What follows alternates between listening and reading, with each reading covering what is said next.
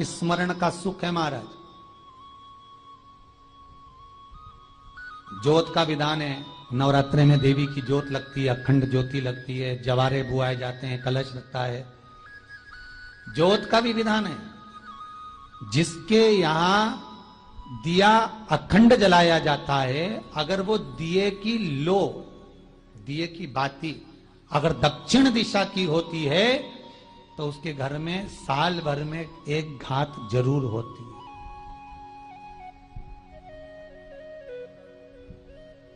जो दिया अखंड जलता है उसकी बाती का मुख दक्षिण का नहीं होना चाहिए। अगर आपने देवी भागवत का स्मरण कराओ, देवी भागवत को अगर सुना हो, तो देवी भागवत में स्पष्ट किया गया कि पूर्व की ओर मुख करा हुआ दिया, अर्थात पूर्व की ओर ज्योत जो जलाई जाती है वो संपदा की वृद्धि करती है। पश्चिम की ओर मुख कर कर जो ज्योत लगाई जाती है महाराज, वो वैभव को देती है।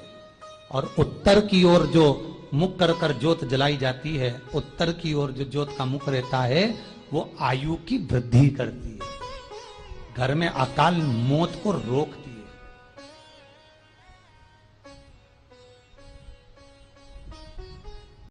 शिव महापुराण की कथा कहती है, ये 9 दिन तुम चप्पल पहनो मत पहनो, 9 दिन तुम माता के दरवाजे जाओ मत जाओ, 9 दिन तुम उपवास रखो ना रखो, 9 दिन तुम अन्न त्यागो ना त्यागो। और शिव महापुराण की कथा कहती है, मां आद्य शक्ति के चरित्र का वर्णन करते हुए कहती है कि 9 दिन तुम्हारे प्रत्येक दिन तुम एक संकल्प ऐसा लो कि मैं अपने सामने, अपने क्षेत्र में, अपने मोहल्ले में, अपनी कॉलोनी में, अपनी सोसाइटी में किसी छोटी बच्ची के साथ कभी कोई गलत कृत्य नहीं होने दूंगा। 9 दिन में दूसरा नियम लो, हमारे मोहल्ले में, हमारे क्षेत्र में, हमारी कॉलोनी में, हमारी सोसाइटी में मैं कभी कोई गलत व्यसन नहीं होने दूंगा। तीसरे दिन फिर नियम लो, मैं अपने क्षेत्र की बेटियों के प्रति, बेटियों के लिए मैं स्वयं आगे बढ़कर उनको शस्त्र की, तलवार की, शस्त्र की विद्या प्रदान करूंगा। चौथे दिन नियम लो, मैं माता रानी के चौथे दिन नियम लेता हूं कि मैं अपनी क्षेत्र की बेटियों को शास्त्र की विद्या दूंगा, गीता की विद्या दूंगा, रामायण की विद्या दूंगा। 5वें दिन का नियम लो, मैं 5वें दिन का नियम लेता हूं कि मेरे क्षेत्र की बहन बेटियों के लिए, मेरे क्षेत्र की बहन बेटियां अगर आधी रात को भी कहीं जा रही हैं, हॉस्पिटल जा रही हैं, कहीं किसी कार्य से जा रही हैं, रिश्तेदार के यहां जा रही हैं, मेरे क्षेत्र में उनको भय उत्पन्न नहीं होगा, मेरा बल इतना प्रबल रहेगा। 7वें दिन नवरात्रि में नियम ले लो कि मेरे अपने क्षेत्र में जितने छोटे बच्चे हैं, जितनी छोटी बेटियां हैं, जितने छोटे बच्चे हैं, इन छोटे बच्चों को मैं संस्कारों से जोड़ूंगा। 8वें दिन का नियम ले लो कि मेरे क्षेत्र की बहन बेटियों को, मेरे क्षेत्र की बेटियों को अगर जीवन में थोड़ा सा भी दुख आएगा तो उनके लिए ये भाई जैसे बेटा जैसा खड़ा की खड़ा ही रहेगा। 9वें दिन का नियम ले लो कि मेरे क्षेत्र की बहन बेटियों को कोई आंख उठा कर ना देखे, ये 9वें दिन का नियम है। चप्पल छोड़ने से नियम नहीं होता, अन्न छोड़ देने से नियम नहीं होता, वस्त्र छोड़ देने से नियम नहीं होता, आभूषण छोड़ देने से नियम नहीं होता। अपने भीतर माता रानी के 9 दिन तक 9 संकल्प अपने भीतर धारण करो। जब 9 संकल्प हमारे भीतर धारण होंगे तो हमारा नवरात्रा एक दिन का नहीं, हमारा नवरात्रा पूरे साल का होगा। की भूमि पर आज के दिन लोग देवी जी की स्थापना करते हैं। नवरात्रे में जवारे बोए जाते हैं। आप लोगों को इधर बोते हैं कि नहीं बोते हैं मालूम नहीं, हमको बोते हैं। इधर मट्टी के पात्र में जवारे बोए जाते हैं, कुंडी में जवारे बोए जाते हैं, मट्टी में गेहूं डालकर जवारा बोया जाता है। उस जवारे की मूलता क्या कहती है, उस जवारे की महत्वता क्या कहती है, क्यों बोए जाते हैं जवारे, उस जवारे की महत्वता क्या है। नवरात्रे में 9 दिन जवारे क्यों बोते हैं, उसको बोने का कारण क्या है। केवल कोई कहे कि हम ठाकुर जी को भजते हैं, भगवान कृष्ण को भजते हैं, कोई कहे हम तिरुपति बालाजी को, नारायण को भजते हैं, कोई कहता है कि हम हरि विठ्ठल को, पांडुरंगा को भजते हैं, हमारे यहाँ हाँ हम इनको भजते हैं तो जवारे नहीं बोते। ना ना, पुष्टि मार्गी है, ठाकुर जी की सेवा करने वाला है, उसके यहाँ भी ये 9 दिन जवारे बोए जाते हैं। रामानुज संप्रदाय से जुड़ा हुआ है, नारायण की पूजन कर रहा है, उसके घर में भी जवारे बोए जाते हैं। पांडुरंगा हरि विठ्ठल की उपासना कर रहा है, उसके घर में भी जवारे बोए जाते हैं। जवारे का महत्व हमारे यहाँ शास्त्र कहता है। क्या महत्व है उसका, क्या फल है उसका। महाराज, जब देवी माता ने दुर्गा भवानी को पंचायत में बुलाया गया, शिव पंचायत में मां दुर्गा बैठी हुई है, और शिव पंचायत में जब दुर्गा भवानी बैठी, उपद्रवियों ने उपद्रव मचाया, अहंकारियों ने अहंकार मचाया, असुरों ने, राक्षसों ने हाहाकार मचाना प्रारंभ करा। तब उस समय पर देवाधिदेव महादेव माता पार्वती को देखकर, दुर्गा भवानी को देखकर मुस्कुरा रहे थे। केवल शिव मुस्कुरा रहे हैं, पार्वती को देखकर, दुर्गा भवानी को देखकर, मां जगत जननी को देखकर केवल मुस्कुरा रहे हैं। तब देवता सूर्य नारायण ने भगवान शिव जी को देखकर हाथ जोड़कर प्रार्थना करी। भास्कर देव बोले, सूर्य नारायण बोले, बाबा मेरे मन के संशय को मिटा दीजिए। शिव जी ने पूछा क्या काम है, बोलो क्या चाहते हो। शंकर भगवान से सूर्य देव, भास्कर देव कहते हैं, प्रभु आपके मुस्कुराने का कारण क्या। भारत की भूमि पर जितनी जगह पर भी आप लोग कथा सुन रहे हो, बड़े ध्यान से सुनना कि जवारे क्यों बोए जाते हैं। नवरात्रि में जवारे की महत्वता क्यों होती है, क्यों बोया जाता है, मिट्टी में गेहूं डालकर क्यों उत्पन्न किया जाता है, उसकी महत्वता क्या है। सूर्य नारायण पूछ रहे हैं भगवान देवाधिदेव महादेव से, आप दुर्गा भवानी को देखकर मुस्कुराए, आप हंसे हैं, आपके चेहरे पर प्रसन्नता आई है, कारण क्या। और महाराज देवाधिदेव महादेव ने कहा, यहां भगवान विष्णु, गणेश जी, भास्कर देव, आप सब बैठे हो। असुरों ने आक्रमण कर दिया, असुरों ने आक्रमण करा है, और वह असुर आक्रमण कर दिए हैं तो वो असुर प्रवेश कर रहे हैं, उपद्रव मचाकर, हाहाकार कर कर नष्ट करने वाले हैं इस पूरी पृथ्वी को। तो फिर उसको बचाएगा कौन, कैसे बचेगा। शिव जी ने कहा चिंता मत करो। दुर्गा ने अपने केश का स्मरण किया, एक केश को माता पार्वती जी ने अपने हाथों से छुआ, छूते ही एक कुंड में सुंदर जवारे उत्पन्न हुए हैं। जब तक वो जवारे बड़े नहीं हो जाते, जब तक वो जवारे थोड़े प्रबल नहीं हो जाते, तब तक एक भी असुर प्रवेश नहीं कर सकता, हाहाकार नहीं मचा सकता और अंदर आ नहीं सकता। शिव महापुराण की कथा कहती है, जवारे जिसके यहाँ बोए जाते हैं, जवारे का, आप लोग कहते हैं कहीं पर देवी जी बैठी हैं, किसी के यहाँ मिट्टी की मूर्ति आई, 21 फीट की, 41 फीट की, 15 फीट की, 10 फीट की, 25 फीट की देवी जी की प्रतिमा स्थापना हुई। लोग कहते हैं हम देवी जी का दर्शन करने जा रहे हैं, दुर्गा जी का दर्शन करने जा रहे हैं। शिव महापुराण की कथा कहती है वो दुर्गा जी का दर्शन नहीं, देवी का दर्शन नहीं। नवरात्रे में जहां जवारे बोए जाते हैं वहां मात्र आप पांव रखते हैं तो अपने घर में से क्लेश दूर हट जाता है, अहंकार दूर हट जाता है, अभिमतता दूर हट जाती है, तकलीफें दूर हट जाती है। जिसके घर में जवारे बोए जाते हैं वहां से अहंकार, काम, लोभ, आसक्ति, वासना, तृष्णा और दुख, तकलीफें दूर हट जाती है। तो जवारे का मूल का तत्व आनंद, सुख। महाराज उसको समझने वाला समझ सकता। भक्ति और मुक्ति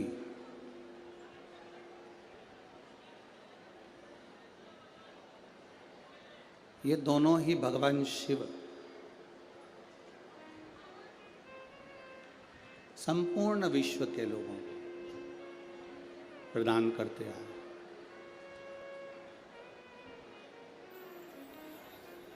भक्ति भी शिव देते हैं और मुक्ति भी शिव देते हैं।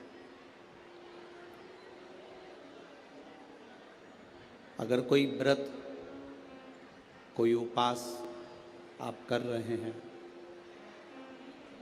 मान लो तीज का व्रत करा, महालक्ष्मी का व्रत करा, चतुर्थी का व्रत करा, नवरात्रे का व्रत किया।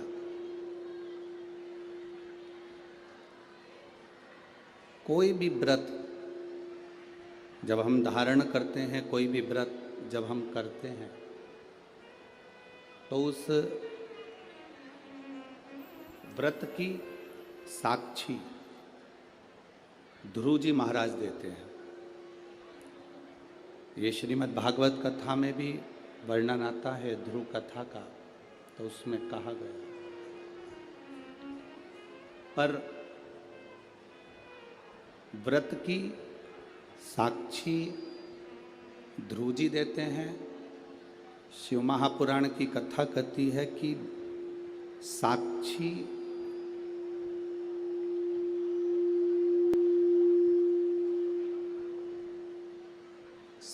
भले ध्रुव जी महाराज दे रहे हों, पर व्रत करने का जो बल है,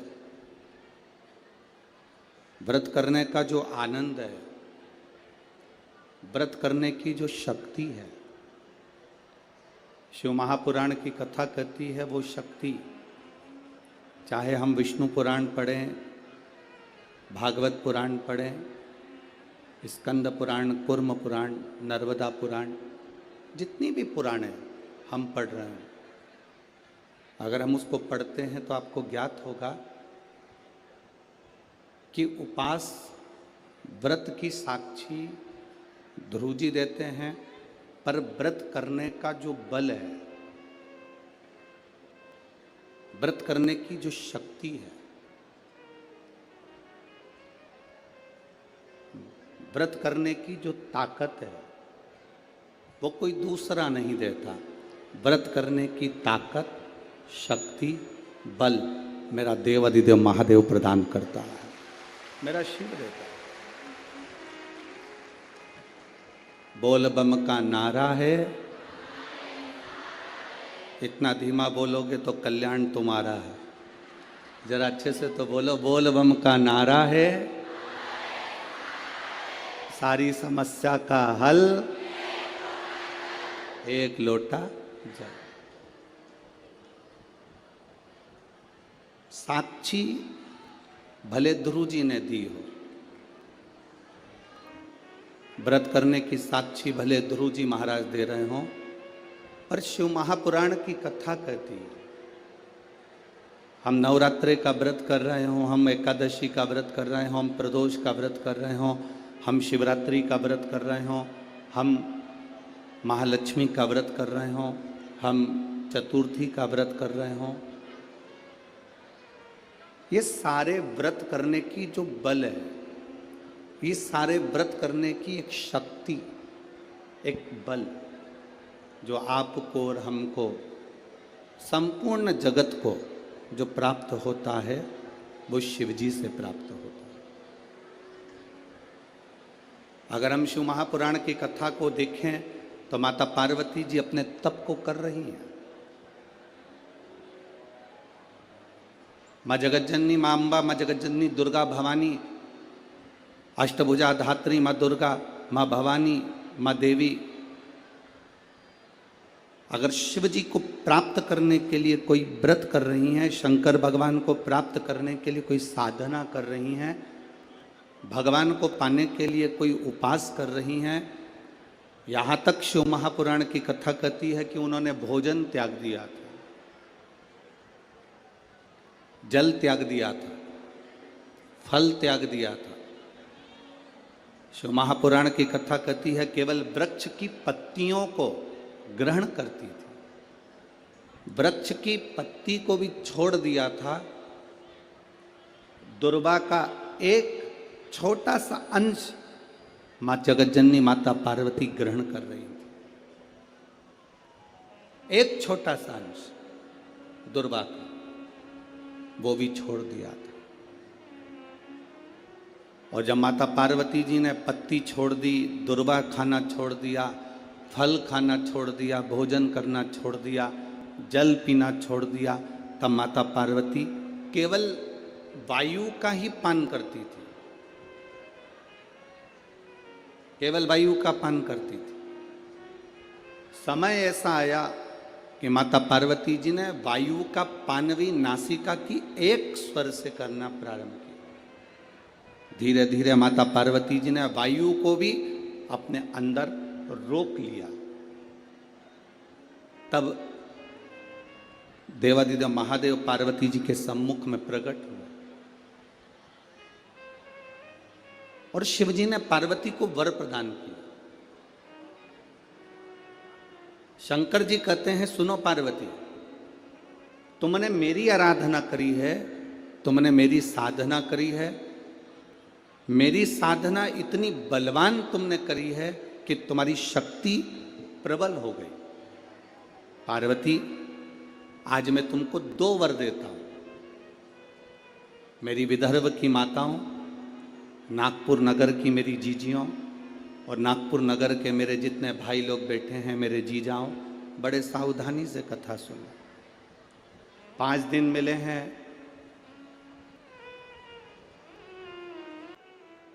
शिवजी ने माता पार्वती को 2 वर दिए और वो दोनों वर आपके ध्यान में रहना चाहिए, आपके स्मरण में रहना चाहिए। शंकर भगवान ने माता पार्वती को 2 वर दिए जब माता पार्वती ने तप साधना करी। पहला वर मां पार्वती जी को देते हैं भगवान देवादिदेव महादेव, जो नारी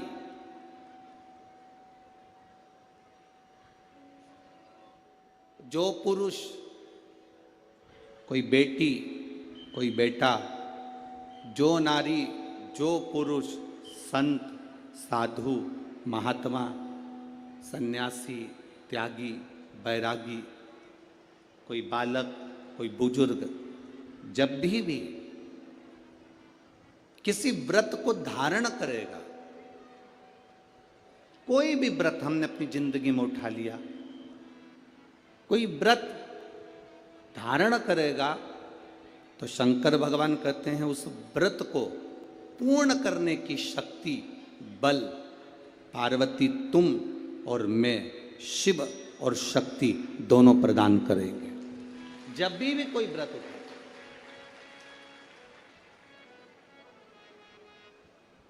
आपने अगर कोई नियम ले लिया अपनी जिंदगी में कि मुझे ये कार्य करना है, तो वो कार्य पूर्ण करने की जवाबदारी भोलेनाथ जी की। आप अपनी मेहनत करो, आप अपना कर्म करो, अपने कर्म में कभी पीछे मत हटो, अपनी मेहनत में कभी पीछे मत हटो।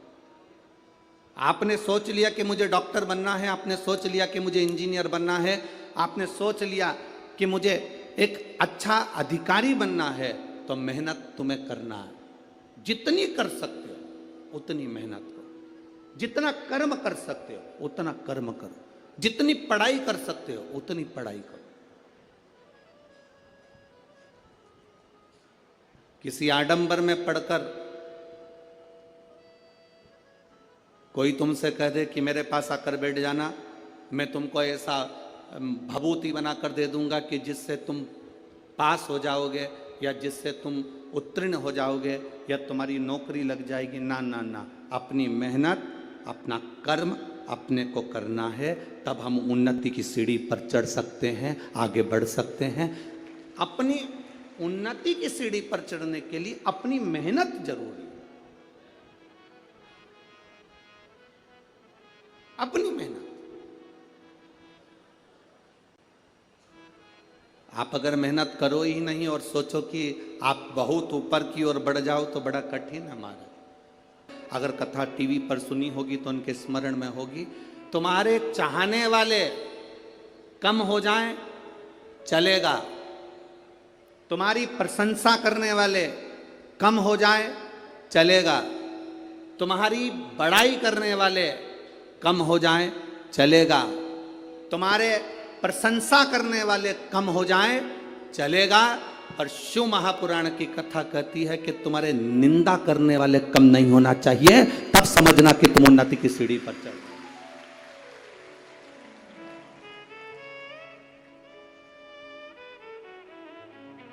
उसका कारण क्या है?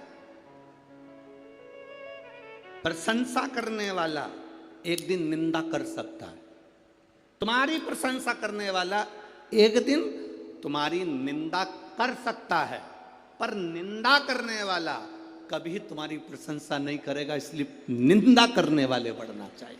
वो बड़े अपशब्द कहने वाले बड़े, ताने देने वाले बड़े, आपको आड़ा टेढ़ा कहने वाले बड़े, जब वो बढ़ेंगे तब समझना कि अब आप दुनिया के लोगों की चर्चा में हो, मतलब आप उन्नति की एक सीढ़ी ऊपर चढ़ चुके हो, आप आगे बढ़ चुके हो, आप उन्नति की ओर अग्रण्य हो रहे हो।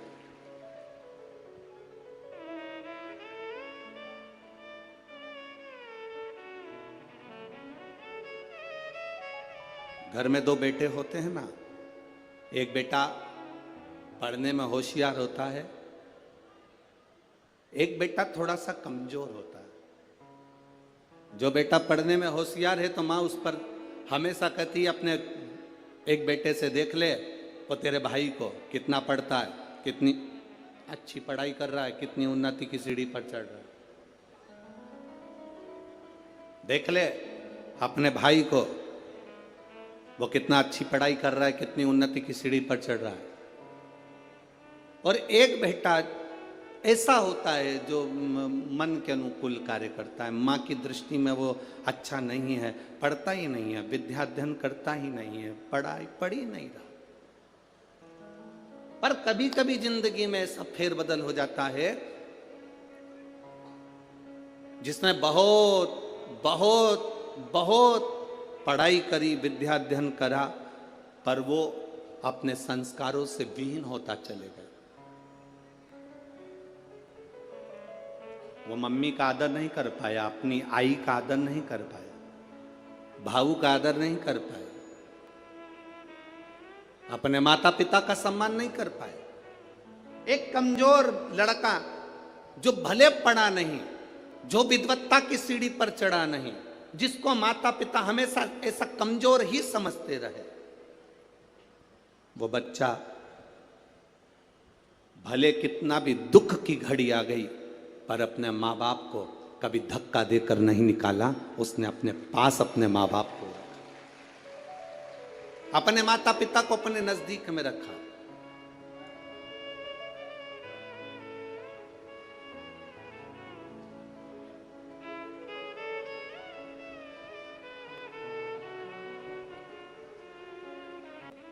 जगताप परिवार ने जब कथा करवाई तो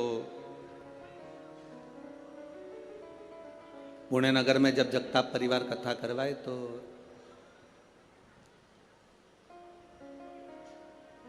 उन्होंने कहा, गुरुजी यहाँ एक वृद्धाश्रम है, आप चलेंगे? हमने कहा जरूर। वृद्धाश्रम गए, वहाँ बुजुर्गों से मिलना हुआ, और बुजुर्गों से मिलना हुआ तो उनसे बातचीत हुई, तो बातचीत में पता करा, मिले तो मालूम करा कि जितने भी वृद्धाश्रम में रह रहे थे, जितने वृद्धाश्रम के अंदर निवास कर रहे थे, किसी का बेटा बड़े ऊंचे पद पर था, किसी का बेटा किसी पद पर था, किसी का बेटा किसी पद पर था, किसी का बेटा किसी पद पर था।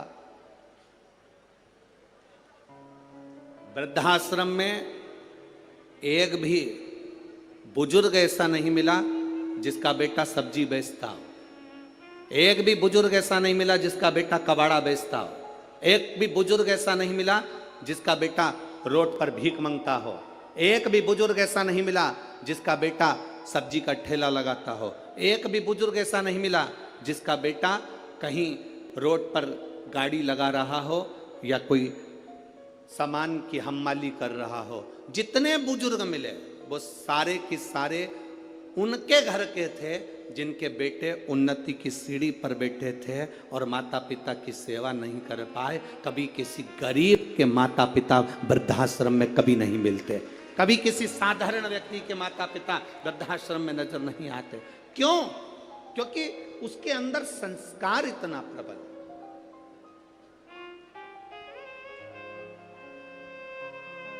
उसके अंदर संस्कारों की प्रबलता है।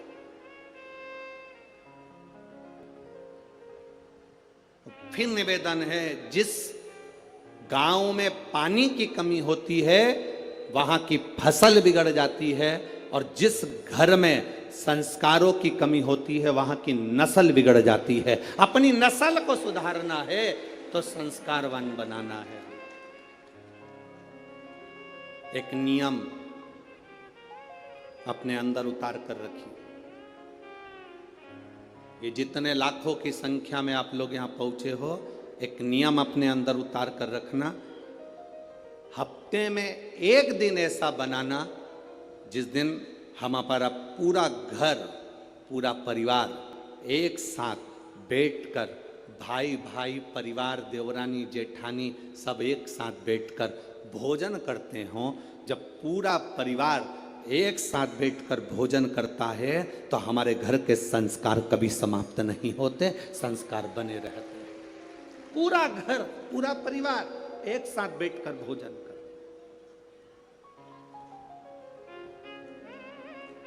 एक साथ रहे।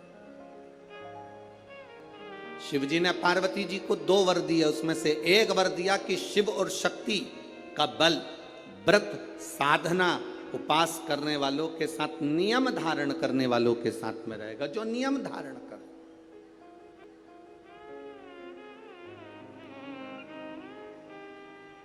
आप किसी संकल्प को उठाइए, वो संकल्प आपका परमात्मा पूरा जरूर करेगा। आपका बल, आपने सोच लिया कि मुझे ये पद पाना है, आपने सोच लिया मुझे इंजीनियर बनना है, आपने सोच लिया मुझे डॉक्टर बनना है, आपने विचार कर लिया कि मुझे कमिश्नर बनना है, आपने विचार कर लिया मुझे कलेक्टर बनना है, मुझे एसपी बनना है, मुझे टीआई, जो आप बनना चाहते हो, जो आप सीए बनना चाहते हो, जो आप बनना चाहते हो, उसका बल आपके भीतर स्वयं शिव देते हैं। शंकर देते क्या है? बल प्रदान करते हैं।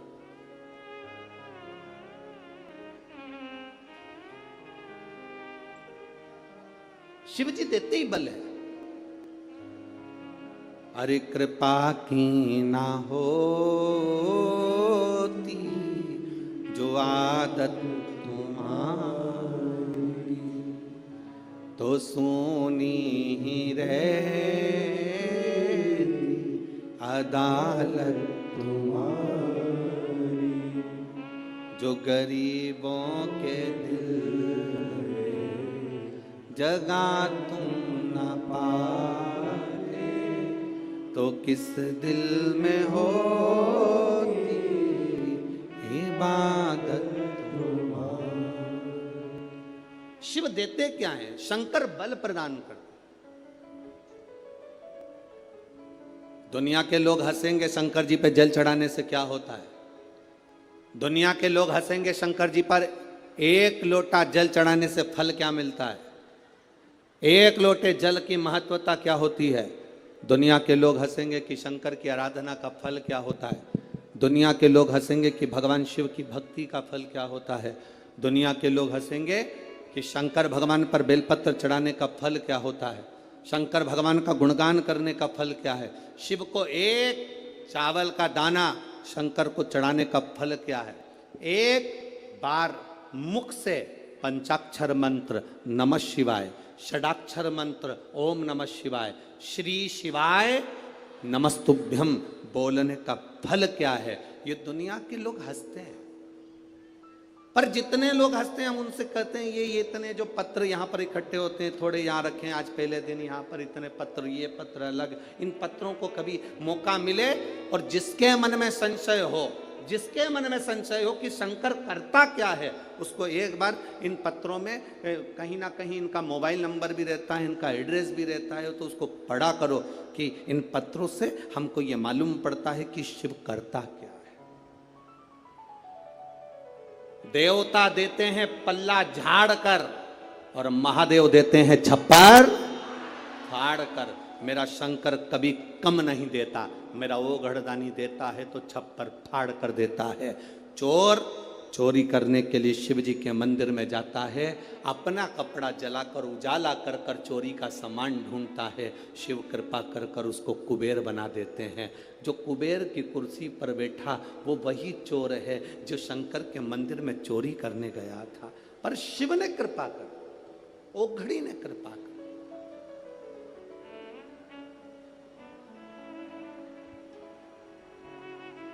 वो करुणा सागर।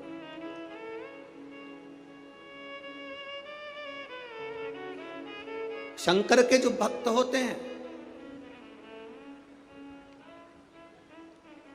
वो 3 बार रोते हैं। कितनी बार रोते हैं? 3 बार। शिव के जो भक्त होते हैं वो 3 बार रोते हैं। पहला,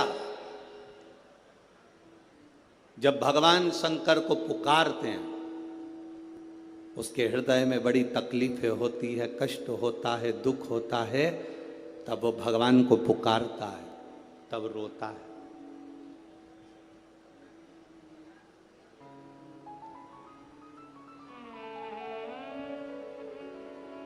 शिव के भक्त 3 बार रोते हैं।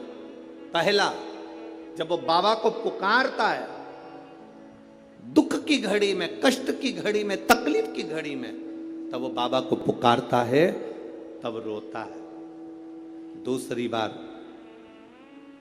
शिव का भक्त जब बाबा नहीं सुनते, बाबा नहीं आते, उसका दुख जब समाप्त नहीं होता और भगवान जब आते नहीं, उसका दुख जाता नहीं, शंकर का भक्त फिर रोता है। शिव के भक्त 3 बार रोते हैं, एक बार भगवान को पुकारते हैं तब, दूसरा भगवान नहीं आता तब, और तीसरी बार शंकर के भक्त तब रोते हैं जब भगवान मिल जाते हैं और उसका कार्य जब पूर्ण हो जाता है, तब भी वो रोता है, तब भी रोता है।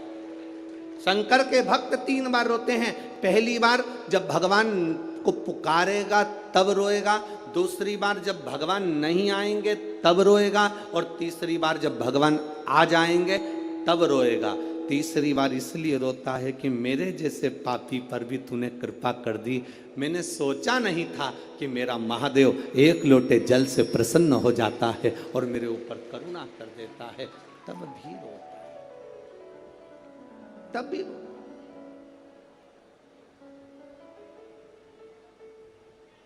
बस आपका भरोसा, आपका विश्वास दृढ़ होना चाहिए, और जितना विश्वास, जितना भरोसा आपका पक्का होगा, उतना परमात्मा को मिलने में देरी नहीं होगी।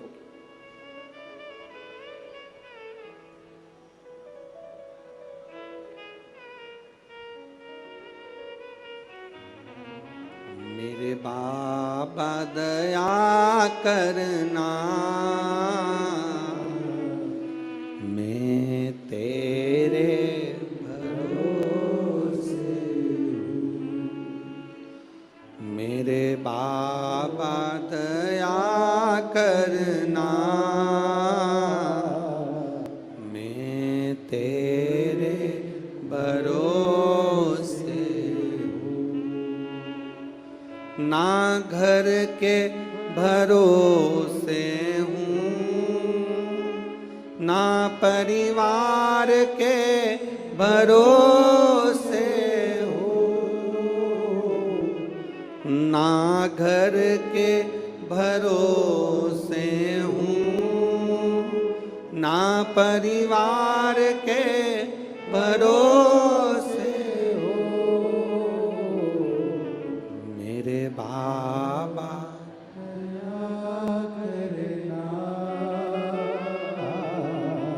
मैं तेरे भरोसे हूँ। जिसको आता है वो प्रेम से बोला करो साथ में, मेरे बाबा दया करना, मैं तेरे भरोसे हूँ। हम तो बाबा के भरोसे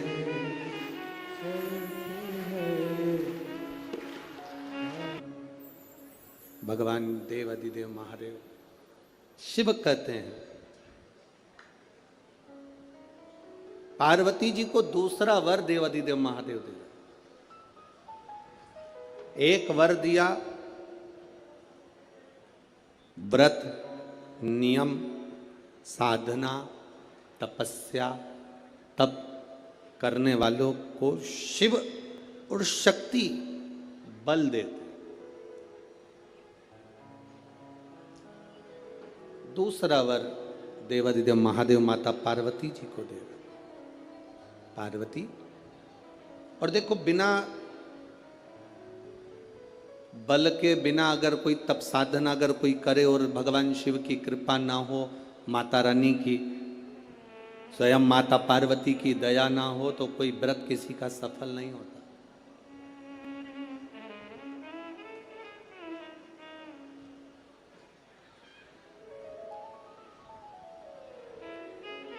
राजा प्रसेनजीत की 2 बेटी थी।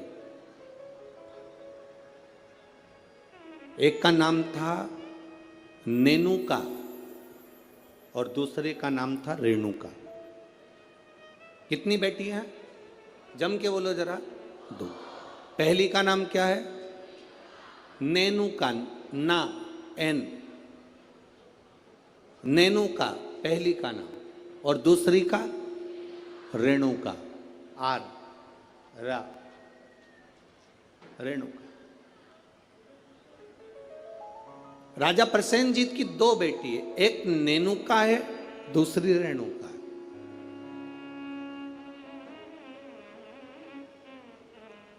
नागपुर में भी कहीं ना कहीं रेणुका माता का मंदिर होगा, है? अच्छा, एक का नाम है नेनुका, दूसरी का नाम है रेणुका। अब देखिए तप का बल कैसे प्राप्त होता है।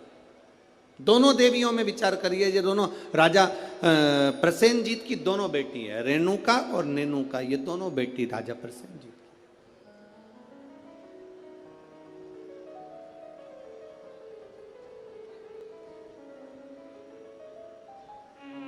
प्रथम नेनुका का जन्म हुआ और नेनुका का जब जन्म हुआ तब नेनुका उस जन्म को पाने के बाद में अपने राजसी कार्य में अपने पिता के साथ में रहने लगी, कार्य करने लगी। दूसरे नंबर पर आई है रेणुका। रेणुका का जब से जन्म हुआ, जब से रेणुका जन्मी, उस दिन से उसने केवल अपनी मां रेणु से एक बात सीख ली कि जो कुछ मिलेगा वो अपने कर्म से मिलेगा, जो कुछ मिलेगा वो अपनी मेहनत से मिलेगा। इसलिए मत बुरे कर्म कर बंदे वरना पछताएगा, भगवान की आंखों से तू बच नहीं पाएगा, तू बच नहीं पाएगा। हम जिस कर्म को करें उस कर्म के बल पर हमें प्राप्ति हो। एक पत्र आया है, देखिए।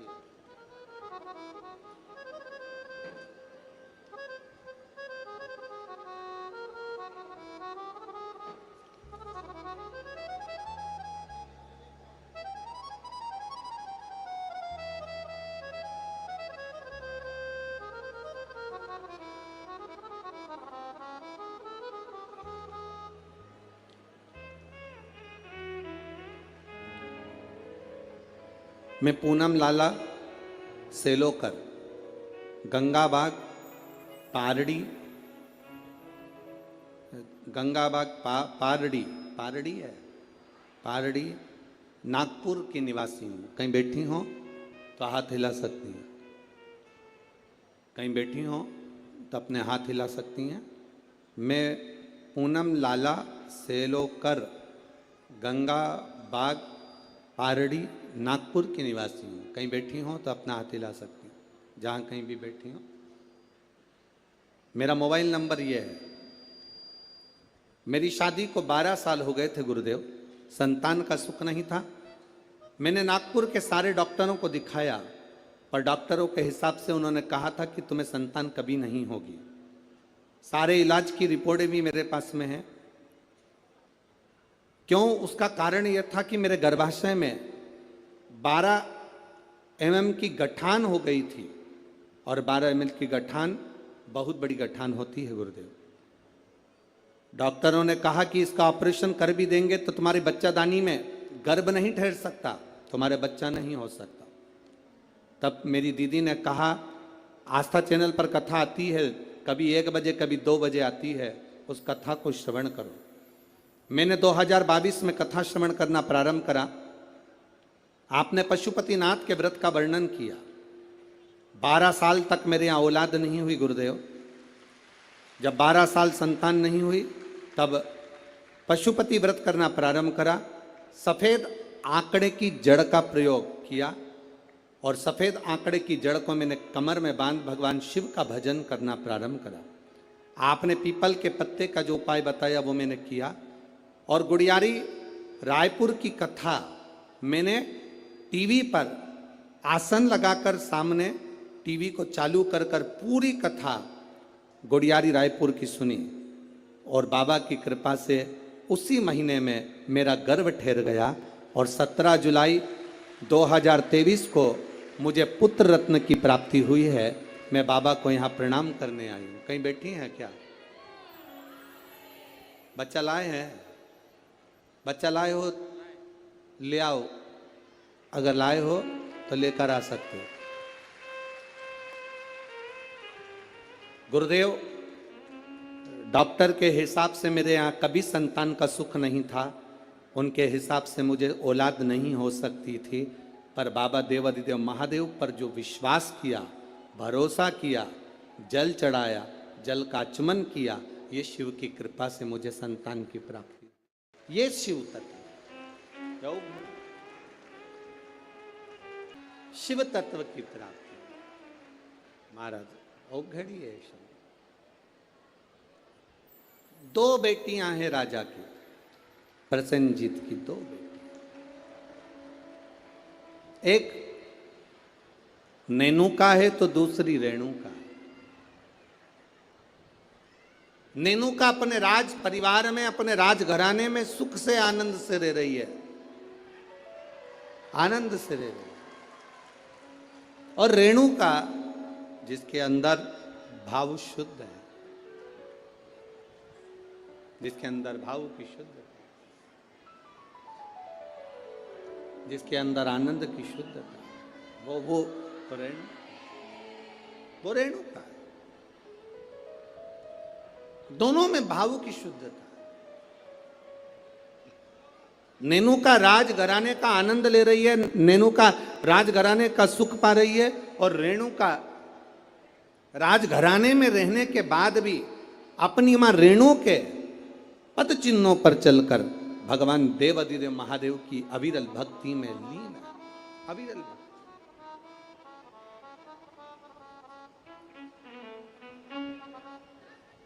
शिव भक्ति में लीन है वो। समय जाता जाता है,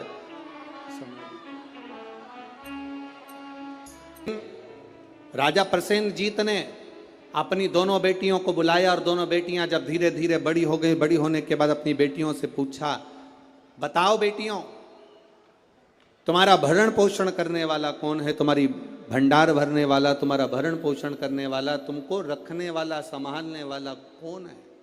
बोलो।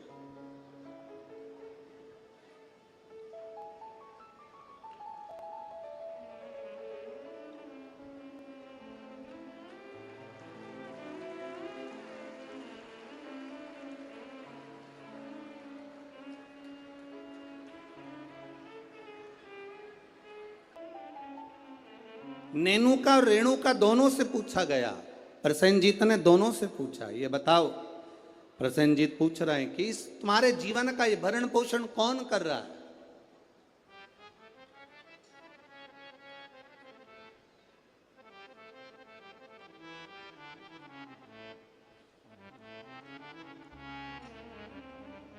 नेनुका ने कहा, पिताजी, मेरे जीवन का भरण पोषण आप कर रहे हो, मेरे जीवन को चलाने वाले आप हो, भरण पोषण करने वाले आप हो। अब राजा प्रसेनजीत ने अपनी बेटी रेणुका से पूछा, रेणुका तू बता कि ये भरण पोषण तेरा कौन कर रहा है? रेणुका कहती है, पिताजी ये तो सब जो कर रहे हैं वो भोलेनाथ कर रहे हैं, जो लिखा ललाट पर वो मिल रहा है, जो लिखा, जो ललाट पर लिख दिया वो मुझे मिल रहा। दुख लिखा, सुख लिखा, अच्छा लिखा, बुरा लिखा, जो उसने लिखा वो मुझे मिल रहा। जो लिखा ललाट पर वो मुझे मिला।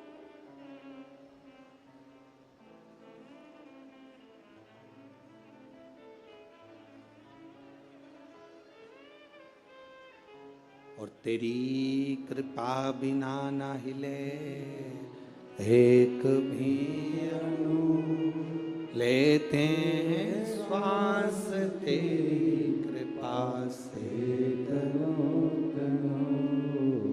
जो ललाट पर लिख दिया वो कोई टाल ना सका।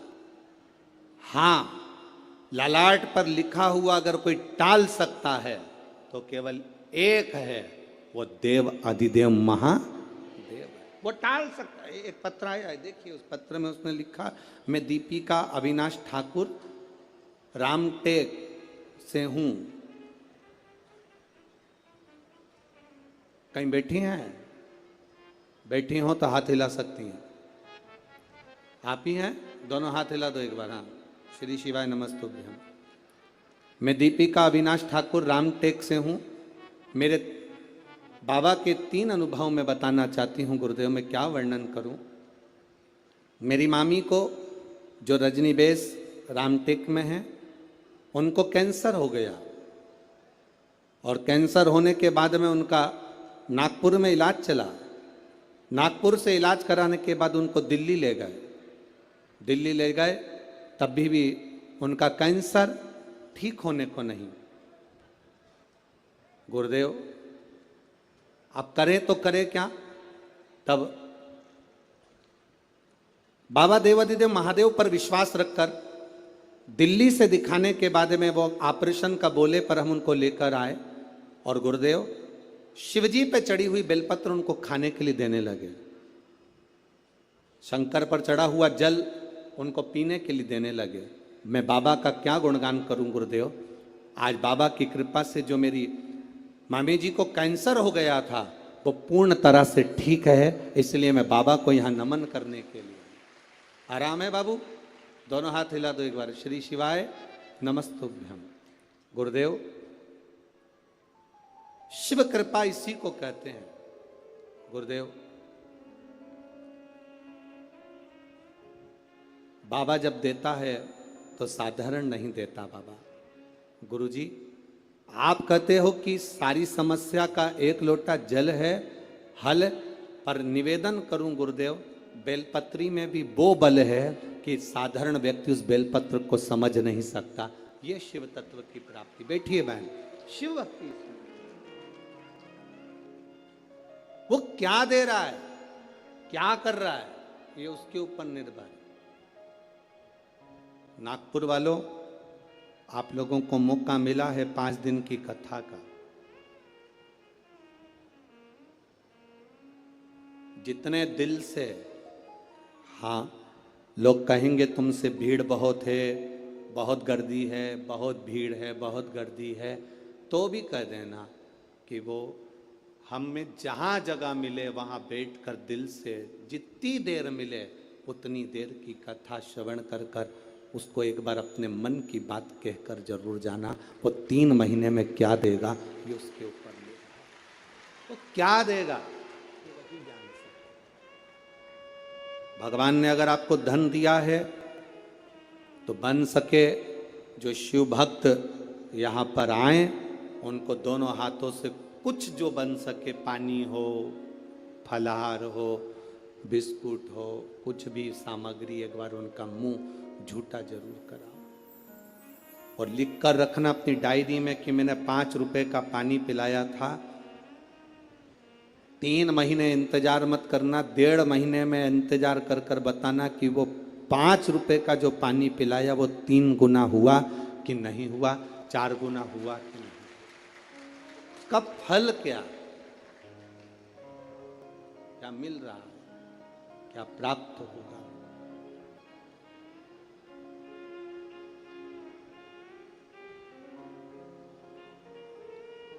क्या प्रदान करता है उसके ऊपर निर्भर है। नेनुका ने कह दिया मेरे पिताजी पालन कर रहे हैं, मेरे पिताजी संभाल रहे हैं, और रेणुका कहती है मेरे पिता नहीं, ये तो भोलेनाथ ने जो जीवन दिया है वो चल रहा।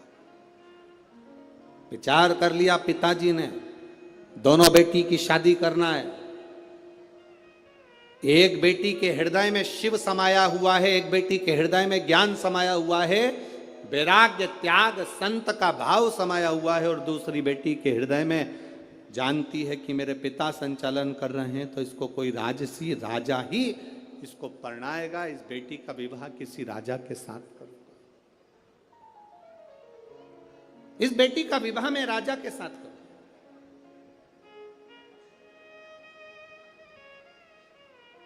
जब भरोसा प्रबल हो जाता है, विश्वास दृढ़ हो जाता है, तब परमात्मा की प्राप्ति का केंद्र बन जाता है।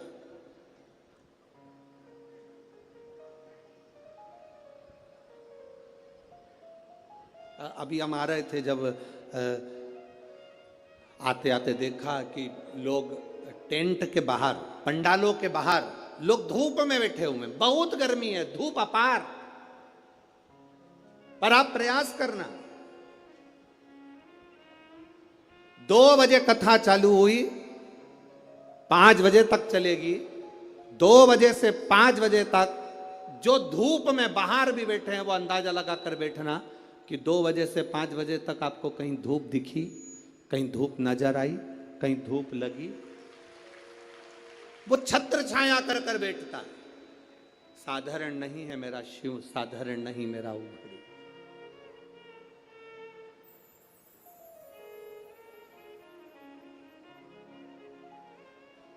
कोई कह रहे थे कि गुरुजी, आदरणीय आमदार जी मोहन मते जी कथा करा रहे हैं। हम कह रहे हैं मोहन मते जी नहीं, ये तो नागपुर वालों का जो भाग्य प्रबल हुआ। और मोहन मते जी की जो धर्म पत्नी है श्रीमती सौभाग्यवती सविता मोहन जी मते, उनको धन्यवाद देंगे कि उनके पुण्य, कहीं उन्होंने शंकर की आराधना, मोहन मते जी तो शिव की आराधना बचपन से कर कर आ रहे हैं, बाल्यावस्था से। और ऐसा नहीं कि कोई शिवालय रह जाता हो। शिवरात्रि पर भी भगवान शंकर के मंदिर में जाना, श्रावण के महीने में शंकर की आराधना करना, शिव भक्ति को अपने हृदय में बिठाना, तो कहीं ना कहीं शंकर की जो करुणा हमारे पुण्य की। एक बच्चा एक गुल्लक भरता है तो फोड़कर गिफ्ट लाता है, फोड़कर जब गिफ्ट लाता है तो वह अपने प्रयोग में लेता है। जब हमारे पुण्य की गुल्लक भराती है तब जाकर अपने परिवार में, अपने क्षेत्र में एक बार शिव महापुराण की कथा हो पाती, तब जाकर कथा हो। श्री मोहन मते जी को मैं कहूंगा, आपके इस कथा से पूरे नागपुर क्षेत्र के ना जाने कितने कितने पुण्य प्रबल हुए होंगे। और ये नागपुर वासियों ने ना जाने कितना 1 लोटा जल चढ़ाया होगा, तब जाकर ये 5 दिन की शिव महापुराण की कथा यहाँ पहुंची। ये कोई सहज है पुराण? बोल बम का नारा है। बहुत अपने पुण्य की प्रबलता हुई, तब जाकर ये शिव महापुराण की कथा हमारे जीवन में एक बार श्रवण करने का सौभाग्य अपने क्षेत्र में, अपने नगर में, अपने गांव में मिल रहा, तब मिल रहा।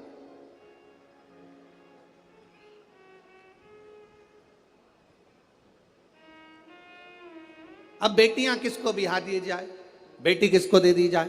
कर्म का फल देखिए।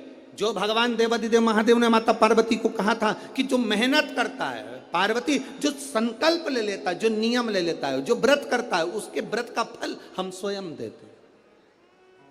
2 वचन दिए थे माता पार्वती जी को भगवान शिव ने, एक शिव और शक्ति का बल देना, और दूसरा वचन देवादिदेव महादेव ने माता पार्वती को दूसरा वचन, दूसरा वर दिया था, पार्वती सुन,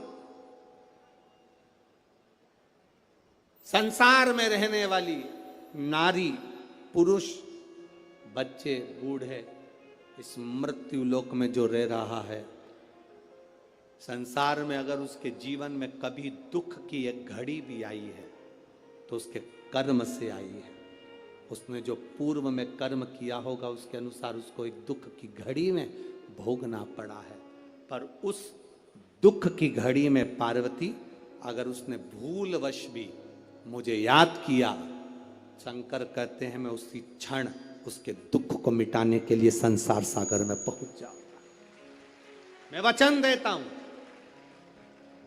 ये माता पार्वती जी को शिव जी ने 2 वचन दिए। पार्वती एक, शिव और शक्ति का बल व्रत उपास साधना तप करने वाले को मिलता है। नवरात्र का व्रत करने वाले कई लोग नंगे पर चलते हैं, कई लोग एक समय दूध लेते हैं, कोई कहता है कि मैं लौंग पर व्रत करता हूं, कोई अपने शरीर पर जवारे बो लेता है, कोई कुछ नियम धारण करता है, कोई कुछ नियम धारण करता है। सारे नियम व्रत साधना तप जितने लोग करते हैं, घबराने की जरूरत नहीं। ये बल तुम्हें जो देता है वो शिव देते हैं, वो भगवान शंकर शक्ति के साथ देते हैं। और ध्यान देना, दुख की घड़ी में अगर तुम्हारे कर्म के अनुसार तुम्हें दुख भोगना पड़ रहा है तो उस दुख में भी घबराना नहीं। अगर दुख परमात्मा ने दिया है तो वो उस दुख को समाप्त करने का बल भी आपको प्रदान करता है। वो शिव तत्व है, वो ओघड़ी है, वो शंकर है, ओघड़ी शिव है।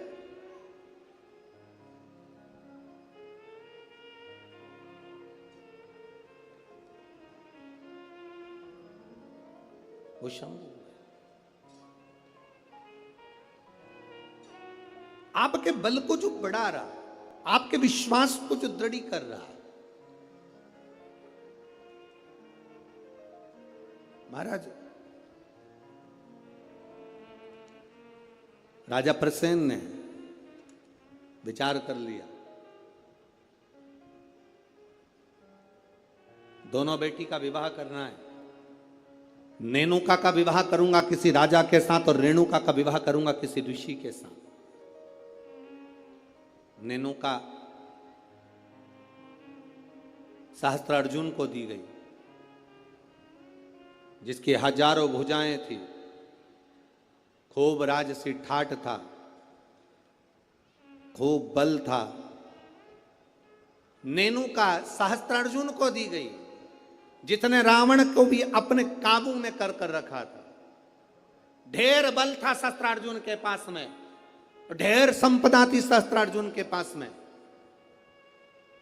बड़ा प्रबल, बड़ा वीर राजा था सहस्त्रार्जुन, बड़े प्रबल थे सहस्त्रार्जुन।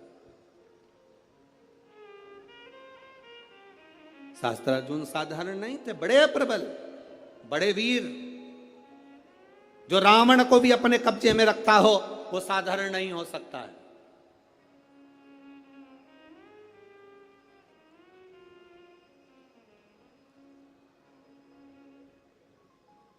राजा सहस्त्रार्जुन को अपनी बेटी नेनुका का विवाह कर दिया। अब आई बारी रेणुका की, तो फिर विचार करा गया कि इस रेणुका का विवाह मैं करूं तो करूं किससे, किसको दूं। तब कहा बेटी, जितनी तू शंकर की आराधना करती है, जितनी तू शिव जी की उपासना करती है, तेरा पति भी शंकर की आराधना करने वाला होना चाहिए। जमदग्नि जी को रेणुका ब्याह दी। जमदग्नि जी को जब रेणुका ब्याही, रेणुका का तप साधना देखिए कितनी प्रबल थी। जमदग्नि जी के साथ में रेणुका जब ब्याह कर आ गई, रेणुका का नियम था, प्रतिदिन का नियम था रेणुका का, प्रतिदिन का नियम। एक मट्टी को इकट्ठा करती, मट्टी को इकट्ठा कर उसका हंडा बनाती, घड़ा बनाती, पात्र बनाती, कच्चा घड़ा, कच्चा पात्र। मेरा निवेदन है, यहां पर जितनी माताएं बैठी हैं, एक बार प्रयोग कर देखना कि आप मट्टी लाओ, मट्टी का हंडा बनाओ, मटकी बनाओ, और उस मटकी में कहीं जाकर जल भर कर लेकर आना, अपने सिर पर रखकर। मटकी टूटेगी कि नहीं टूटेगी? अरे बोलो तो जम के टूटेगी ना, क्योंकि वो पक्की नहीं है, सही से बनी नहीं है, वो मटकी टूट जाएगी। अगर वो मट्टी का पात्र पका होता, मट्टी का पात्र अग्नि में तपा होता, मट्टी का पात्र अग्नि में सना होता, अग्नि में तपा होता, तो वो मटकी फिर टूटती नहीं। अगर वो तपा हुआ है, अगर वो तपा अग्नि में तपा हुआ है तो वो नहीं टूटेगा, पर वो अग्नि कच्चा पात्र है तो टूटेगा, पका नहीं है तो वो टूट जाएगा। रेणुका का नियम था, मट्टी का पात्र बनाती, मटका हंडा बनाती, और हंडे को लेकर जब नदी पर जाती, जल भर कर लाती, जल भर कर लाती।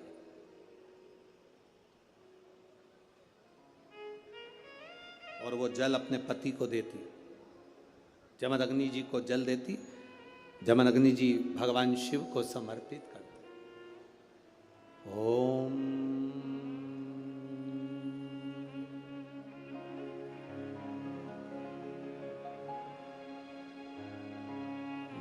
नमः शिवाय।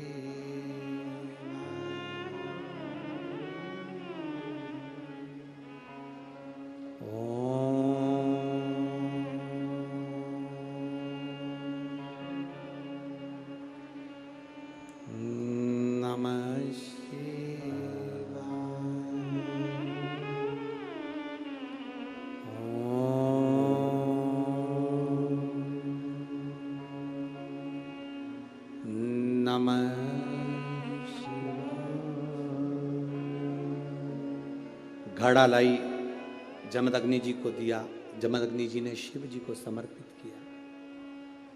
कच्चे घड़े में जल भरना, लाना, शंकर जी के लिए अपने पति को देना, समर्पित करना।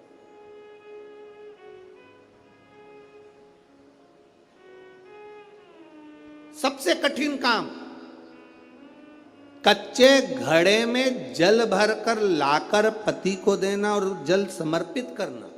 एक बार जमदग्नि जी के मन में एक भाव प्रकट हो गया कि मेरी पत्नी रोज घड़ा बनाती है, रोज हंडा बनाती है, रोज कच्चा घड़ा तैयार करती है और रोज जल भर कर लेकर आती है। मेरी धर्म पत्नी, आखिर ऐसा क्या तप साधना, ऐसा क्या तप बल, ऐसी क्या प्रबलता जो कच्चे घड़े में जल भर कर लाती है? कच्चे घड़े में जल भर कर लाना।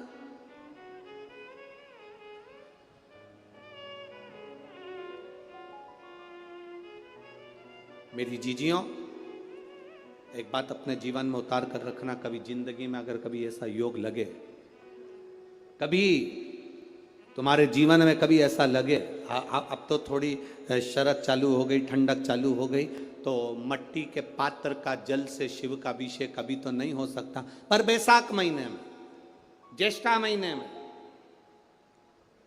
कभी मौका लगे अपने जीवन में और तुम्हें लगे कि मेरे जीवन में दुख समाप्त ही नहीं हो रहा, मेरे दुख जा ही नहीं रहा, तो 5 बेलपत्र,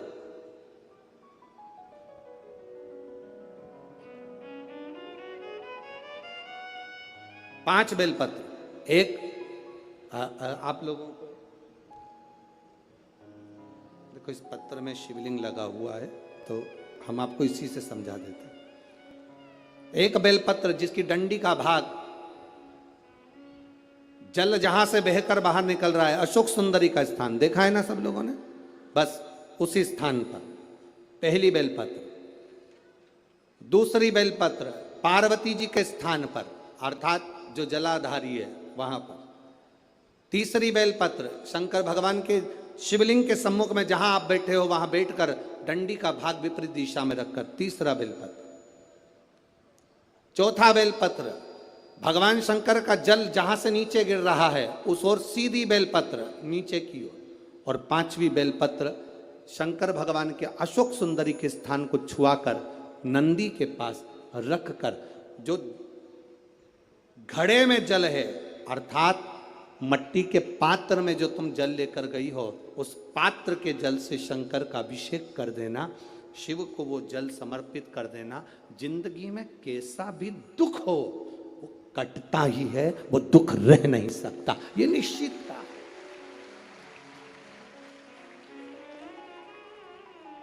हमारे उधर आज भी होता है, जब बैसाख का महीना आता है, ज्येष्ठा महीना आता है, गर्मी का समय आता है, तो शिव जी के ऊपर ऐसा ऐसा तिकोना लोहे का कुछ एंगल बनाकर उसके ऊपर मिट्टी का हंडा रख देते हैं। अब यहाँ नागपुर में आप लोगों ने दर्शन करे ना करे वो हमें नहीं मालूम, पर अभी तक चांदी का लगता था, अभी तक सोने का लगता, पीतल का लगता, तांबे का लगता, पर जैसे ही बैसाख का महीना आया, जैसे ही ज्येष्ठा महीना आया, वैसे ही मिट्टी का पात्र रख दिया जाता, उसमें से बूंद बूंद पानी शिव जी को समर्पित। करें दर्शन यहाँ पर, किसी ने करे यहाँ रखते हैं लोग, ठीक है। शिव तत्व की प्राप्ति के लिए भगवान देवादिदेव महादेव के आनंद सुख को प्राप्त करें।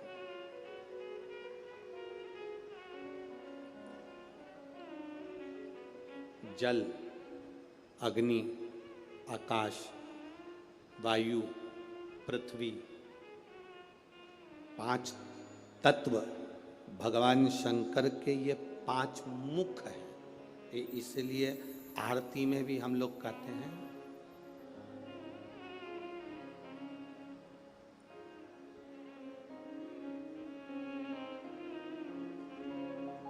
पंचानंद भोले पंचानंद हंसासन करुणासन हंसासन करुणासन वृषवाहन साजे ओम जय शिवा ओंकारा दो भुज चार चतुर्भुज 10 भुज अति सोहे भोले 10 भुज अति सोहे। अब 5 मुख पंचानंद शिव है। जल, वायु, आकाश, अग्नि, पृथ्वी, ये 5 तत्व शंकर के 5 मुख में विराजमान। 5 मुख। शिव की पंचायत में 5 देवता हैं। कितने देव हैं? 5। पहला देवाधिदेव महादेव, दूसरा गणेश जी महाराज, तीसरा भगवान नारायण, चौथा सूर्य नारायण भगवान, और 5वां नंबर पर है मां दुर्गा भवानी अष्टभुजा धात्री मां देवी मां दुर्गा। ये 5 शिव पंचायत में 5 देवता। फिर से बोलिए, पंचायत में 5 देव कौन से होते हैं?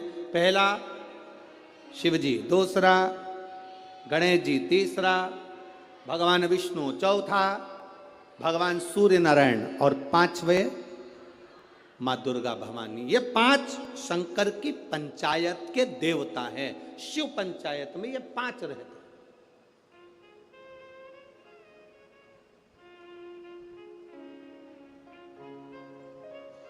नागपुर में कथा कितने दिन की मिली? 5 दिन की। सावन में जब 5 सोमवार पड़े तो समझ लेना शंकर भगवान की बड़ी कृपा होने वाली है। 5 सोमवार मिल गए सावन के महीने में, मतलब शिव जो श्रावण के महीने में 1 लोटा जल चढ़ाने वाले हैं उनकी मनोकामना पूर्ण होती ही है।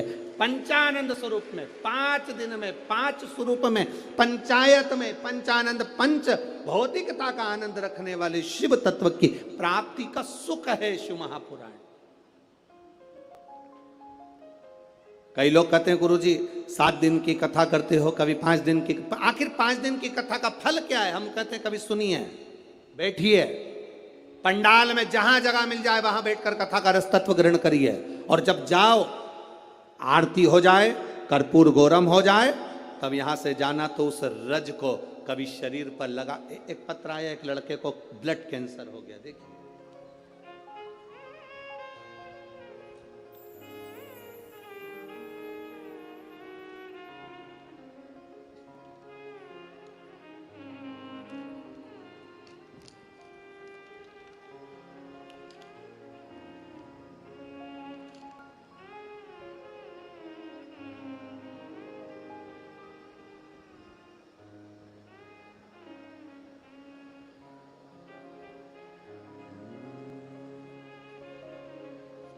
शंभो शरणे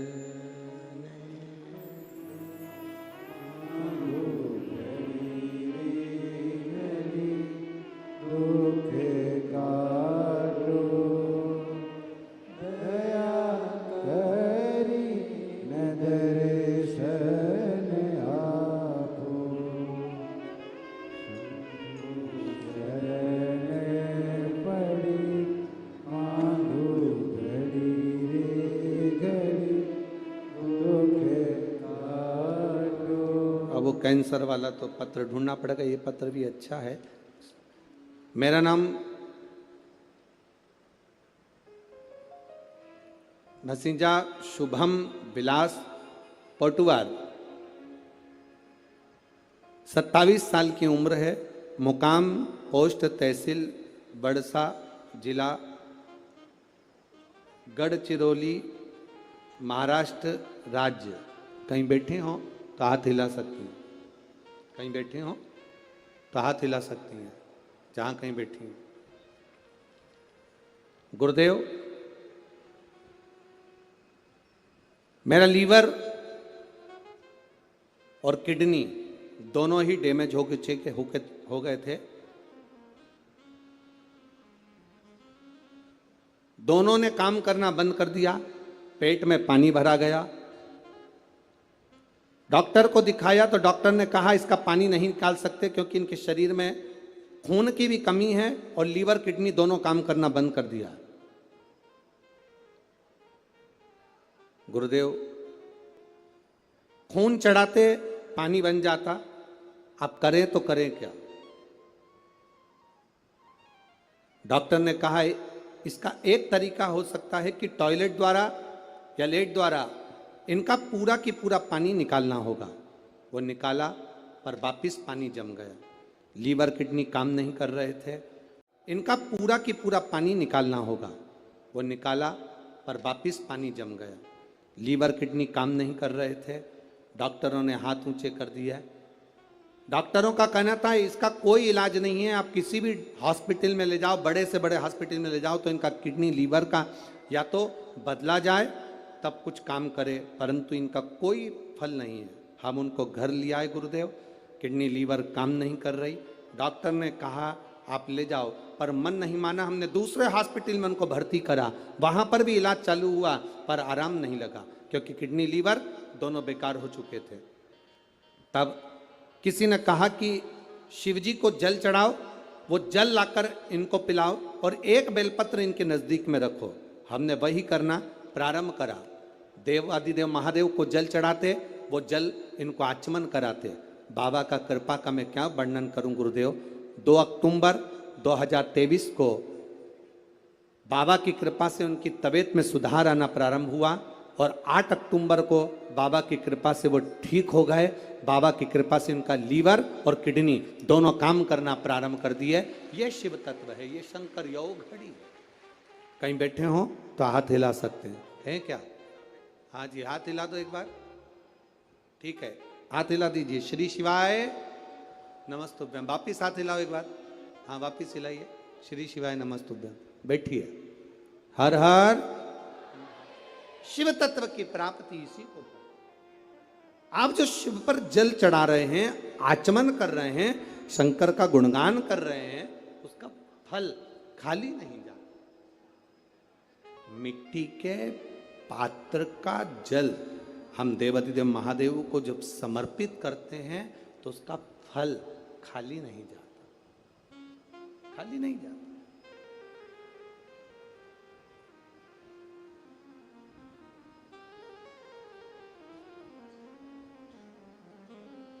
हरि शंभु शरणे पड़ी, मांगू घड़ी रे घड़ी, दुख काटो दया करीन दर्शन आपो। महाराज, शिव महापुराण की कथा कहती है, रेणुका देवी कच्चे घड़े में जल भर कर लेकर आती, अपने पति को देती और जमदग्नि जी उस जल को लेकर शिव जी को समर्पित करते। पर उनके चित्त में यह बात बैठ गई, आखिर इसकी दृढ़ता, इसकी भक्ति कितनी प्रबल होगी कि कच्चे घड़े में पानी नदी से यहाँ तक आ गया और कच्चा घड़ा टूटता नहीं। जब तक शिव जी को जल नहीं चढ़ाते तब तक वो घड़ा समाप्त नहीं होता। आखिर इसकी भक्ति किसकी है? इस रेणुका ने भक्ति किसकी?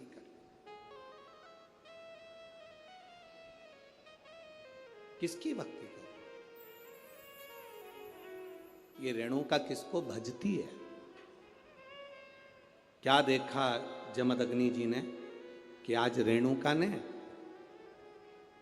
मट्टी का जो घड़ा बना रही है, जमदग्नि जी क्या देख रहे हैं कि मट्टी के घड़े को बनाकर पास में पार्थिव शिवलिंग का निर्माण कर रही है, एक शिवलिंग का निर्माण कर रही है, पार्थिव शिवलिंग।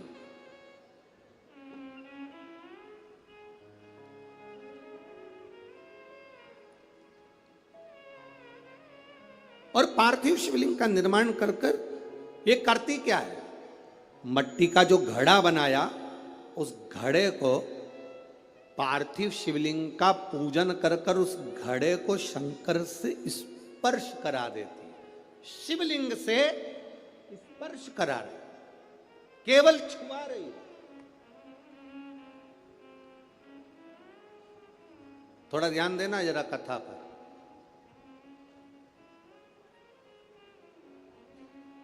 शिव महापुराण की कथा कहती है,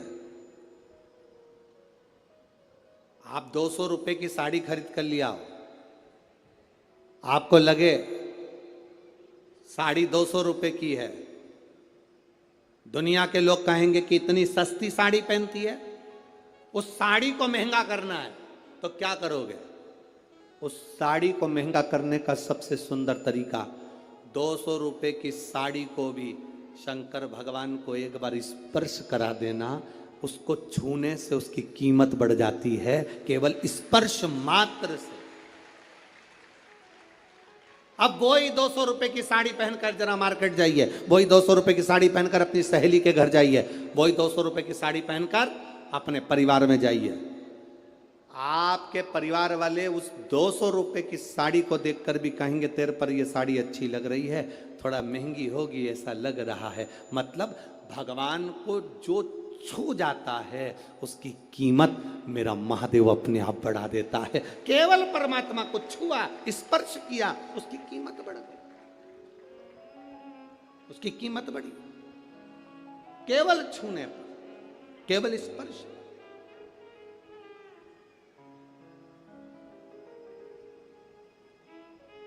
अरे भाई, शिव महापुराण की कथा कहती है जैसे किसी के यहां कोई मर जाता है तो पूरे परिवार में सूतक लग जाती है।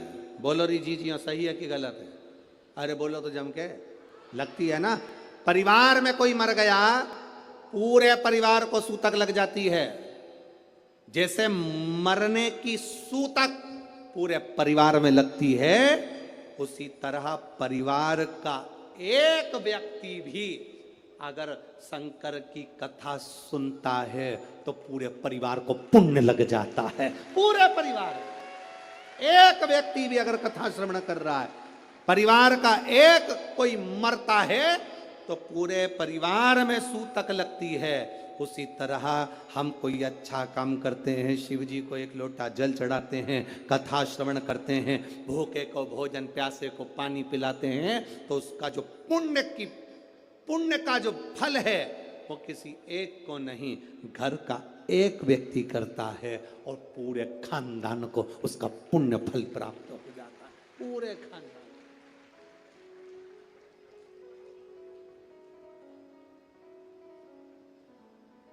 पूरे खानदान को उसका फल मिले। महाराज शिव कथा कर रही है,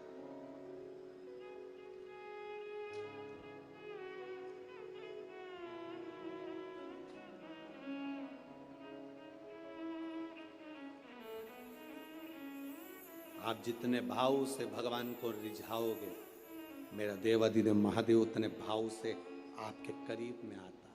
आपके करीब जितने स्नेह से आप रिझाने का प्रयास करोगे, जितने स्नेह से आप उसको पुकारने का प्रयास करोगे, उतने स्नेह से वो आपके करीब में आता है।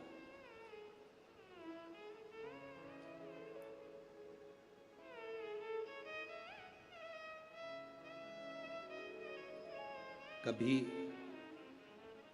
कथा के पंडाल में अगर बैठकर कथा सुन रहे हो या टीवी के सामने सुन रहे हो, मोबाइल पर कथा सुन रहे हो, इस नागपुर की धरा से पवित्र शिव महापुराण की कथा, 5 दिवसीय शिव और पार्वती शिव महापुराण की कथा सुन रहे हो, उसके नियम को धारण कर कर कि मैं कथा पंडाल में बैठकर कथा सुनूं, कथा पूरी होने के बाद भूमि को प्रणाम कर कर नमन कर कर अपने हृदय से उसको नमन कर कर जाऊं, अपने हृदय की बात उससे कह कर जाऊं, तो कंकर शंकर सुनता जरूर है और कुबेरेश्वर महादेव झोली भरता जरूर है। आप दिल से कहें उसको, ओ मेरे भोले तेरा सहारा है, मेरे भोले तेरा सहारा है, मेरी नैया का तू किनारा है, मेरी नैया का तू किनारा है। ये तेरी कृपा से मिला, ये तेरी उदारता से मिला, ये तेरी करुणा से मिला। कहो जमदग्नि जी ने देखा ये करती क्या, कच्चे घड़े में पानी कैसे ठहर सकता है, कच्चे घड़े में पानी कैसे ठहर सकता है। मेरी माताओं से निवेदन, बड़ा सुंदर भाव से फिर निवेदन करूंगा, जिसका बेटा जिसका बच्चा मंद बुद्धि हो, विवेक काम नहीं कर रहा, बुद्धि काम नहीं कर रही, चित्त काम नहीं कर रहा, बहुत चिड़चिड़ा, बहुत उचिष्ट, विवेक काम नहीं कर रहा, बुद्धि काम नहीं कर रही। हां, यहां तक शिव महापुराण की कथा कहती है एक बीमारी होती है जिसमें नसें शरीर की काम करना बंद कर देती है, और वो उस बीमारी का इलाज पूरे बाहर विदेश में भी नहीं है, जिसमें धीरे धीरे धीरे धीरे नाड़ियां नसें बंद होती चली जाती है, पांव हाथ काम करना बंद कर देता है, फिर वाणी कम हो जाती है, नयन दिखना बंद हो जाता है, शरीर बेकार। उसके लिए भी कोई मंद बुद्धि है, उसके लिए भी शिव महापुराण की कथा कहती है हफ्ते 2 हफ्ते में कभी सोमवार के दिन भले मट्टी का बर्तन तुम्हारे घर में नहीं हो, घर में कोरा सा दिया भी हो, कोरा दिया, दिया कोरा मतलब उसमें दीप ना लगा हो, मट्टी का नया दिया, उसमें अगर आपने थोड़ा पानी भरकर रख भी दिया और उसमें गलते गलते वो पानी ज़्यादा नहीं भी बचा, 2 बूंद भी बचा है, और वो 2 बूंद भी अशोक सुंदरी वाली जगह पर चढ़ा है, और वही पानी जिसकी विवेक, जिसकी बुद्धि, जो मंद बुद्धि कहा जाता है, उसको अगर बेलपत्री के साथ में वो जल की 2 बूंद भी उसको दी जाए तो वो विवेकवान बनता चले जाता, उसकी बुद्धि काम करना प्रारंभ करती। कितना भी मंद बुद्धि हो, पड़ा रहता हो, पड़ा है, मुंह से राल बह रही है, वो बोल नहीं पा रहा, शरीर विग्रह बेकार बिल्कुल, उसके लिए भी ये कार्य करता। शिव पर चढ़ा हुआ मट्टी के पात्र का जल सुख प्रदान करता है। रेणुका घड़ा बनाकर शिव जी का स्पर्श कर रही है, केवल स्पर्श, मट्टी के पात्र में बला जाता है स्पर्श मात्र, सहज नहीं है शिव। उसकी भक्ति बड़ी प्रबल है, क्योंकि उसके मस्तक पर गंगा विराजमान है, और वो साधारण कृपा करने वाला नहीं, दुनिया को अमृत देने वाला है। शिव अमृत प्रदान करने वाला। और कितनी सुंदर है मां तेरी नगरी, भोले पैदल चले आ रहे हैं, कितनी सुंदर है मां तेरी नगरी, भोले पैदल चले आ रहे हैं, उनके मस्तक पे गंगा विराजे, उनके मस्तक पे गंगा विराजे, गंगा बहाते चले आ रहे हैं, उसके सिर पर गंगा, और वो गंगा की बौछार करता है, वो गंगा बरसा देता है, वो गंगा बहा देता है, वो शिव तत्व है।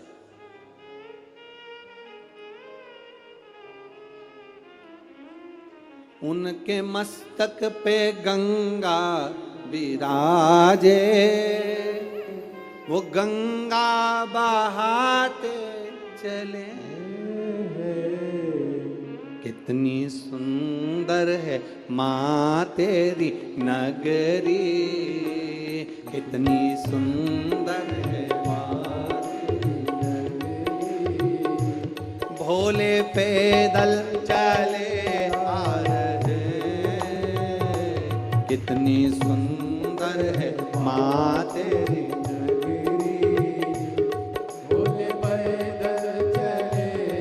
दोनों हाथों से बाहर वाले भी बड़े भाव के साथ। कितनी सुंदर माँ तेरी नगरी, कितनी सुंदर माँ तेरी नगरी।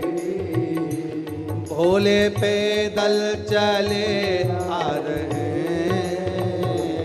भोले पैदल चले आ रहे।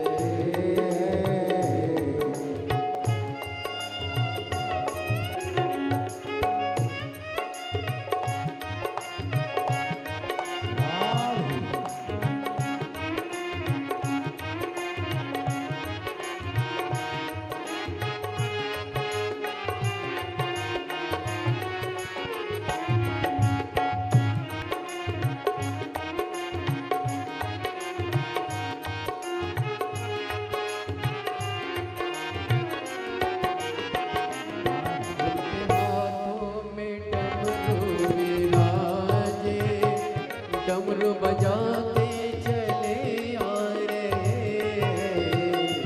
उनके हाथों में डमरू विराजे। डमरू बजाते चले आ रहे, उनके अंगों में बागंबर छाला, उनके अंगों में बागंबर छाला। वो पहन कर चले आ रहे, उनके अंगों में बागंबर छाला। वो पहन कर चले आ रहे, कितनी सुंदर माँ तेरी नगरी, कितनी सुंदर माँ तेरी नगरी। भोले पैदल चले आ रहे, भोले पैदल चले आ रहे।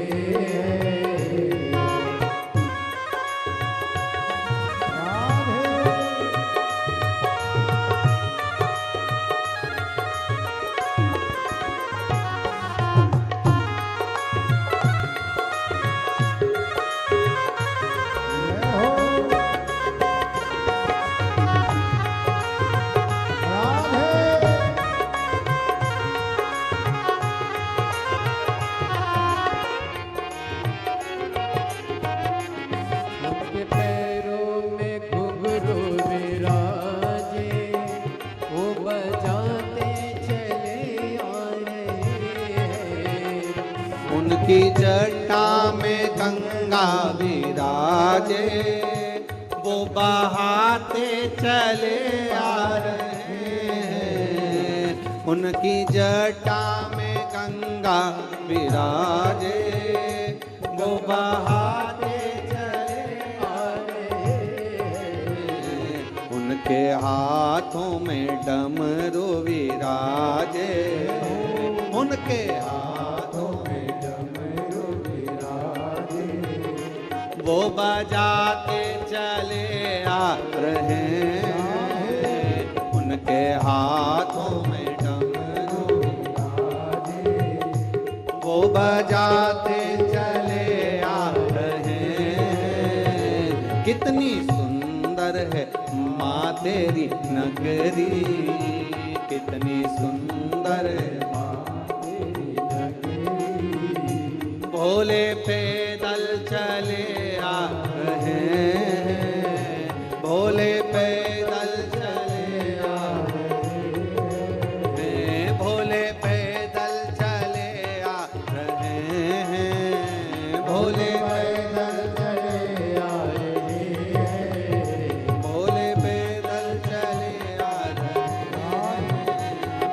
पैदल चले आ रहे हैं। हार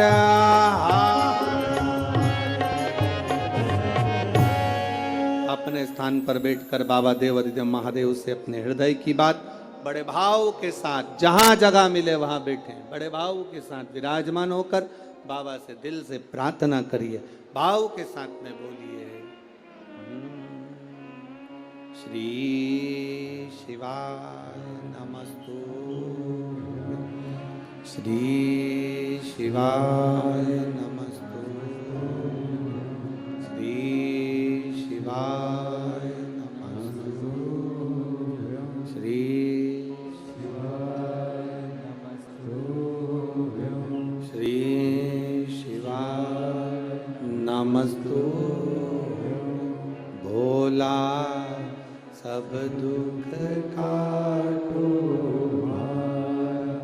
ओ भोला सब दुख काटो। शिव शंकर जपो तेरी माला, भोले बाबा जपो तेरी माला, भोला सब दुख काटो ओ भोला सब दुख काटो। वैश्य मंगल मंगलकारी, वैश्य मंगल मंगलकारी, शमशान वासी हमारा, शमशान वासी हमारा, ओ भोला सब दुख काटो ओ भोला सब दुख काटो।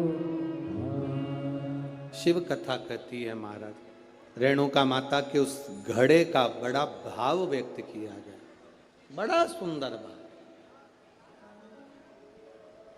शिव महापुराण के महत्तम में जैसे देवराज नाम के ब्राह्मण का वर्णन आता है, शिव मंदिर में जाकर उसने चोरी का धन लेकर पहुंचा था और कथा श्रवण कर एक क्षण में बाहर आया, प्राण छूट गए थे, परम धाम मिल गया, परम। ऐसे ही बिंदुक नाम का ब्राह्मण जिसकी धर्म पत्नी का नाम चंचूला देवी है, जो चंचूला पति के जाने के बाद भगवान शंकर की भक्ति में लीन होती, शिव भक्ति में लीन, और शिव भक्ति में लीन होकर चंचूला देवी तुमरुका जी से शिव महापुराण की कथा के महत्व को जानती है।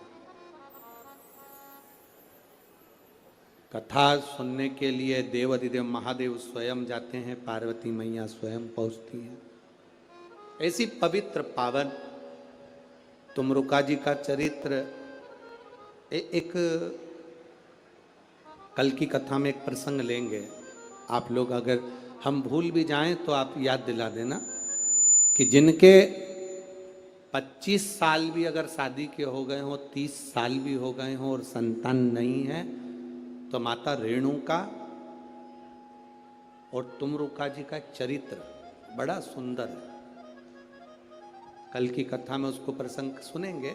अगर मान लो 25 साल हो गए, 30 साल हो गए और संतान नहीं, औलाद नहीं, तो भी माता रेणुका और तुमरुका जी का एक सुंदर चरित्र शिव महापुराण के अंदर अपन उसको सुनेंगे, जिसको श्रवण करने पर, और हम तो कहेंगे जिस नारी की 25-30 साल हो गए और औलाद भी नहीं हो, तो वो कल की कथा भले टीवी पर सुनना, मोबाइल पर सुनना, चाहे पंडाल में सुनना, पर सुनना जरूर। बाबा चाहेगा तो आपकी गोदी जरूर भरेगा, झोली अगर भरेगा।